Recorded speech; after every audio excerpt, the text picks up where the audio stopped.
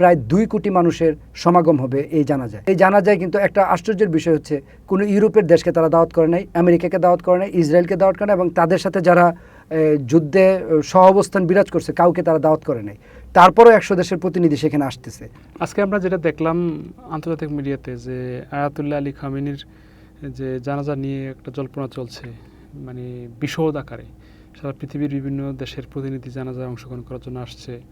আবার একটা আশঙ্কাও আছে যে কেউ হামলা করবে কিনা, আর হামলা করলে যে কি হবে সেটার একটা হুঁশিয়ারিও আবার আইআরসি দিয়েছে। আপনার কি মনে হয় আসলে কি হচ্ছে আয়াতুল্লাহ আলী খামেনির জানাজা নিয়ে? ধন্যবাদ হাসান সাইদুল ভাই। আমার ধারণা বা আল জাজিরার যে সংবাদটা আমি দেখলাম, এটা পৃথিবীর ইতিহাসে সবচেয়ে বড় একটা জানাজা হওয়ার সমূহ সম্ভাবনা রয়েছে। আল জাজিরার প্রতিবেদনে যে জিনিসটা দেখলাম যে তারা বিভিন্ন আন্তর্জাতিক এবং ওই ইরানের বিভিন্ন মিডিয়ার বরাত দিয়ে তারা একটা খবর বারবারই প্রকাশ করছে যে প্রায় 2 কোটি মানুষের একটা সমাগম হতে পারে আয়াতুল্লাহ খামেনির জানাজায়, যেটা পৃথিবীর ইতিহাসে এত বড় জানাজার আগে কখনোই হয়নি। আপনি জানেন যে সারা বিশ্বের ইতিহাসে সবচেয়ে বড় জানাজার 2টা রেকর্ড আগে রয়ে গিয়েছে। সেটা হচ্ছে একটা ভারতের তামিলনাড়ুর একজন রাজনীতিবিদদের, আর দ্বিতীয়টা হচ্ছে আপনার এই আয়াতুল্লাহ রুহুল খোমেনি, অর্থাৎ এর আগে যে ইরানের সর্বোচ্চ ধর্মীয় নেতা ছিল তার। এই 2টা জানাজার পর সম্ভবত এটা সকল পৃথিবীর ইতিহাসের আগে পরে যত জানাজা হয়েছে এই সকল রেকর্ড ভাঙার একটা উপক্রম হয়েছে। এই জন্য যে আল জাজিরা বিভিন্ন বরাতে এটা বারবার বলতেছে 2 কোটি মানুষের একটা সমাগম হবে। বড় বিষয় কি হচ্ছে, আয়াতুল্লাহ খামেনি এমন একজন ব্যক্তি যার জন্য আপনার অলরেডি 90টা দেশের উচ্চ প্রতিনিধি ওইখানে চলে গেছে এবং 100-র বেশি দেশের প্রতিনিধিরা সেই জানাজায় অংশগ্রহণ করতেছে। আপনি জানেন 600 আন্তর্জাতিক বড় বড় প্রভাবশালী মিডিয়া অলরেডি ইরানে পৌঁছে গিয়েছে।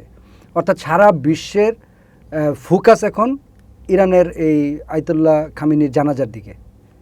আপনি জানেন যে সে কিন্তু খুব দরিদ্র পরিবার থেকে উঠে আসা এবং তার বাবা একজন আজারবাইজানের ছিল। পরবর্তীতে সে ইরাকে বসবাস করতো, ইরাক থেকে তারা ইরানে আসে, যার কারণে তার জানাজা কিন্তু আপনি জানেন যে ইরাকেও 2টা জায়গায় তার জানাজা হবে এবং কারবালায় জানাজা হবে। কারবালার সাথে শিয়াদের একটা আপনার ঐতিহাসিক আছে, আপনি জানেন যোগসূত্র আছে। ইমাম হুসাইনের যে ইস্যু, সেই ইস্যুটাকে কেন্দ্র করে তারা কারবালা একটা জানাজা করবে। এখন ইরান হয়ে এই জানাজা যে ইরাকে যাচ্ছে, এটা কিন্তু বিশ্বের জন্য একটা বার্তা এবং ইরান একটা বার্তা দিচ্ছে। আপনি জেনে থাকবেন যে আপনার 1979 সালের পর, অর্থাৎ ইরানের যে ইসলামী বিপ্লব হয়েছিল 1979 সালে, সেই বিপ্লবের পরের বছরই কিন্তু ইরাক এবং ইরান যুদ্ধ হয়। যে যুদ্ধটা 1980 সালে শুরু হয়ে 88 সাল পর্যন্ত 8 বছর ব্যাপী একটা যুদ্ধ হয়েছে এবং সেই যুদ্ধে 1 মিলিয়নের বেশি মানুষ মারা যায়, অর্থাৎ প্রায় 10 লাখের বেশি মানুষ মারা যায়। এবং এই যুদ্ধেই ইরান আপনার অভিযোগ করেছিল যে ইরাক আপনার বিষাক্ত রাসায়নিক গ্যাস ব্যবহার করে অনেক সেনাবাহিনীর সদস্য এবং সাধারণ মানুষকে হত্যা করেছে। এটা ইরাকের প্রতি তারা অভিযোগ করেছিল এবং সেই অভিযোগের কারণে তারা বিভিন্ন আন্তর্জাতিক মহলে এটার বিচারের জন্য তারা ঘোরাঘুরি করছিল, কিন্তু আন্তর্জাতিক মহলে এটাকে কোনো প্রাধান্য দেয়নি, এটাকে কোনো প্রায়োরিটি দেয়নি। যার কারণে কিন্তু ওইখান থেকে ইরানের মানুষের আন্তর্জাতিক, বিশেষ করে পশ্চিমা বিশ্বের প্রতি একটা বড় ধরনের ক্ষোভ তৈরি হয়। এবং পরবর্তীতে কিন্তু যখন আমেরিকা এবং ইরাকের শত্রুতা তৈরি হয়, এই রাসায়নিক অস্ত্রকে ইস্যু করে কিন্তু ইরাক যুদ্ধ হয় এবং সাদ্দামের পতন হয়, আপনি জানেন। এবং সাদ্দামের পতনের পর কিন্তু এখন ইরাকে আপনার জানা আছে হয়তো যে ইরাকের কিন্তু এখন মানে পুরো রাষ্ট্রীয় ক্ষমতাটা শিয়াদের উপরে। আপনি জানেন যে ইরাকে প্রায় 60% শিয়া অধিবাসী, আপনার 25-30% হচ্ছে সুন্নি অধিবাসী, আর বাকিরা হচ্ছে কুর্দি অধিবাসী। যার কারণে একসময় সাদ্দাম জোরজবরদস্তিরা তারা ক্ষমতায় ছিল, কিন্তু যখন এই ইরাকের উপর আমেরিকার আক্রমণের পর সাদ্দাম হোসেনকে অপসারণের পর এখন ইরানের শিয়াপন্থী যারা, তারাই আপনার এখানে সরকার গঠন করছে। এখানে তারা আরেকটা বার্তা দিতে চাচ্ছে যে ইরানের যে আপনার শিয়া সুন্নির যে একটা বিভেদ তৈরি করে ফেলছিল, এটা আমরা জানি যে এই শিয়া সুন্নির বিভেদটা আন্তর্জাতিক একটা পলিটিক্সের অংশ। সেই বিভেদটা ভুলে গিয়ে এখন যে শিয়া সুন্নি অনেকটা ঐক্যমত তারা পোষণ করেছে, অনেকটা ঐক্যের মধ্যে চলে আসছে, এই একটা বার্তাও এই জানাজা দিচ্ছে। আরেকটা বার্তা দিচ্ছে যে ইরানের পাশাপাশি ইরাকেও যে ইরানের একটা একক আধিপত্য এবং চরমভাবে ইরাকের উপর তাদের একটা নিয়ন্ত্রণ আছে, সেই ইরাকে তারা 2টা জানাজা দিয়ে সে একটা বার্তা দিতে যাচ্ছে যে ইরাকের উপর আমাদের কিন্তু একটা বিশাল আধিপত্য আমরা বিস্তার করে ফেলেছি এবং ইরাকের উপর আমাদের পুরোপুরি একটা নিয়ন্ত্রণ আছে, এটা একটা বার্তা দিচ্ছে।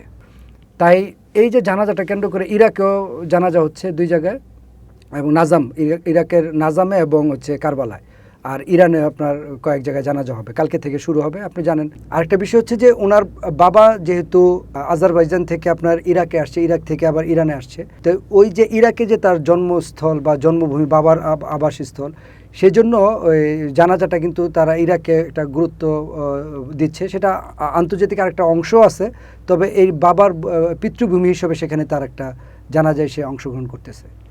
এর আগের একটা অনুষ্ঠানে বলেছিলাম যে আমেরিকার স্বাধীনতা দিবসকে কেন্দ্র করে তারা ফার্স্ট জানাজার ডেটটা 4 তারিখ, 4 জুলাই আমেরিকার স্বাধীনতা দিবস, সে 4 জুলাইকে তারা প্রথম জানাজার আনুষ্ঠানিকতা শুরু করতেছে কালকে। এবং এই জানাজাতে আমি আপনাকে যেটা বলছিলাম যে আয়াতুল্লাহ খামেনি ইরানের এমন একটা ব্যক্তি যাকে পুরা আপারময় জনতা, ইরানের জনতা তাকে মানে এই মৃত্যুর পরও তার যে একটা আবেদন, এটা অনেক বেশি শক্তিশালী আমার কাছে মনে হচ্ছে যে জীবিত আয়াতুল্লাহ খামেনির চেয়ে। আয়াতুল্লাহ খামেনির একটা স্টোরিতে আপনার বিবিসি নিউজ করেছিল যে তার জীবনে একটা খুব শখ ছিল একটা ফিতাওয়ালা জুতা কিনবে, কিন্তু সেই শখটা কিন্তু তার পূরণ করতে পারেনি। তার বাবা তাকে ধর্মীয় শিয়া ধর্মীয় যে অনুশাসনের যে শিক্ষা ব্যবস্থা, উচ্চতর শিক্ষা ব্যবস্থা, সে শিক্ষিত হয়েছে।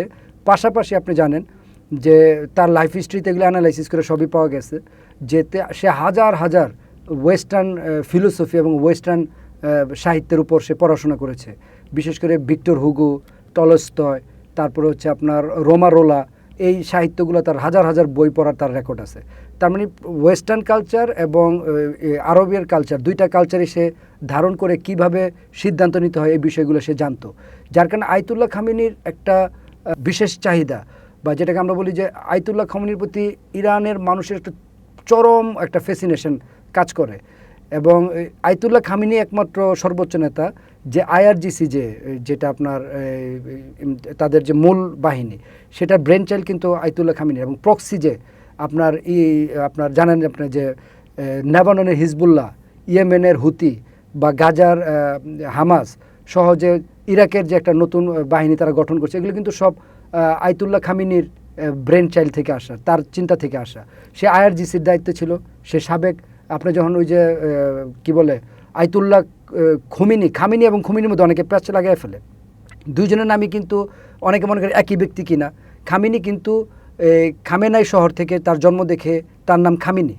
আর খুমেইন শহরটা হচ্ছে আপনার সম্ভবত তাবরিজে, আর খামেনাই শহরটা হচ্ছে সম্ভবত এই জায়গাটা হচ্ছে ইস্পাহানের কাছাকাছি একটা জায়গা। কিন্তু এই 2 জন কিন্তু 2 জায়গা থেকে উঠে আসা, 2 জনের 2 জায়গা থেকে তাদের নামকরণ করা। এই রুহুল্লাহ খুমেনির সময় এই আলী খামেনি ছিল প্রতিরক্ষামন্ত্রী, তার মানে সে আইআরজিসির হেড ছিল, সে প্রতিরক্ষামন্ত্রী ছিল, সে আপনার প্রেসিডেন্ট ছিল, সে সর্বোচ্চ নেতা, ধর্মীয় নেতা হয়েছে। এবং তাকে সর্বোচ্চ ধর্মীয় নেতা করার ক্ষেত্রে কিছু রেস্ট্রিকশন ছিল, সাংবিধানিক অনুসারে সেটা ফিল আপ হচ্ছিল না।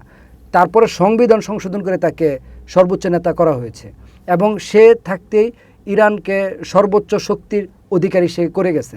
যার কারণে পুরো ইরানের মানুষ তার প্রতি যে ফ্যাসিনেশন, সেই ফ্যাসিনেশন থেকেই আল জাজিরা সহ লোকাল মিডিয়া এবং ইন্টারন্যাশনাল বিভিন্ন মিডিয়া ধারণা করতেছে প্রায় 2 কোটি মানুষের সমাগম হবে এই জানাজায়। এখন আপনি বলতে পারেন এই জানাজায় কিন্তু একটা আশ্চর্যের বিষয় হচ্ছে কোনো ইউরোপের দেশকে তারা দাওয়াত করে নাই, আমেরিকাকে দাওয়াত করে নাই, ইসরায়েলকে দাওয়াত করে নাই, এবং তাদের সাথে যারা যুদ্ধে সহাবস্থান বিরাজ করছে কাউকে তারা দাওয়াত করে নাই। তারপরেও 100 দেশের প্রতিনিধি সেখানে আসতেছে।